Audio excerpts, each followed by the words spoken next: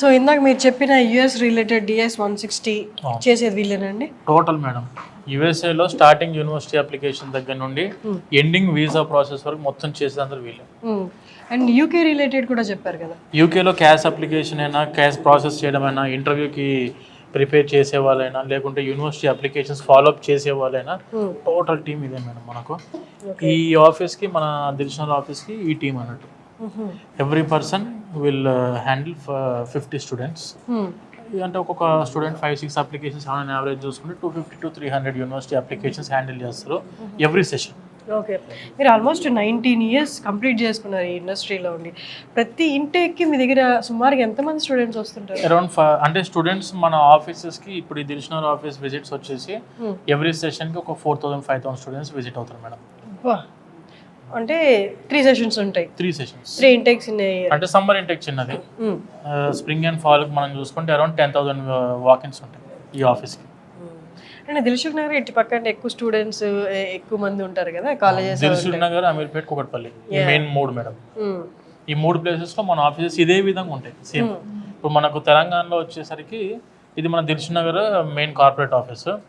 మనకు Ameerpet metro station దగ్గరలోనే మనది ఇంకొక ఆఫీస్ సేమ్ ఇదే ఇండివిజువల్ బిల్డింగ్ తోటి 5 floors ఉండేది అది కూడా.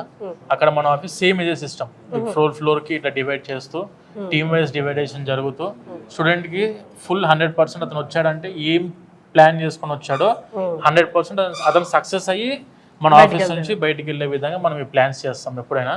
అమీర్పేట అనేది ఇదే విధంగా ఉంటుంది. కుకట్పల్లి అయితే మీకు దీనికి ఇంకొక 10 times అడ్వాన్స్గా ఉంటుంది. టెక్ టీమ్ మొత్తం మన టెక్నికల్ టీమ్ అంతా కూడా ఉంటారు. స్టూడెంట్స్ కూడా బాగా లైక్ చేస్తారు. అంటే వచ్చిన స్టూడెంట్స్ అందరికి కూడా అంటే ఇక్కడికి వస్తే ఒక ప్లెజెంట్ వీళ్ళు ఫస్ట్ భయాలు పోయేలాగా.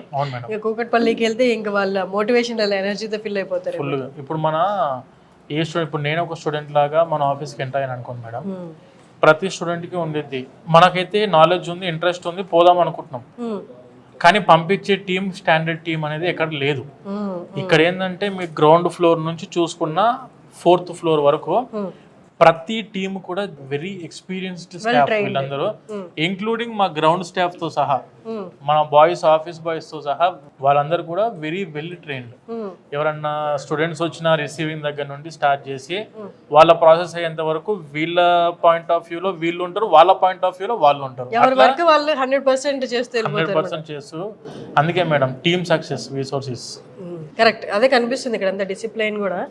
అంటే ఒకళ్ళు ఇద్దరు అటు ఇటు ఉన్నా కూడా టీం అంతా డిస్టర్బ్ అయిపోద్ది.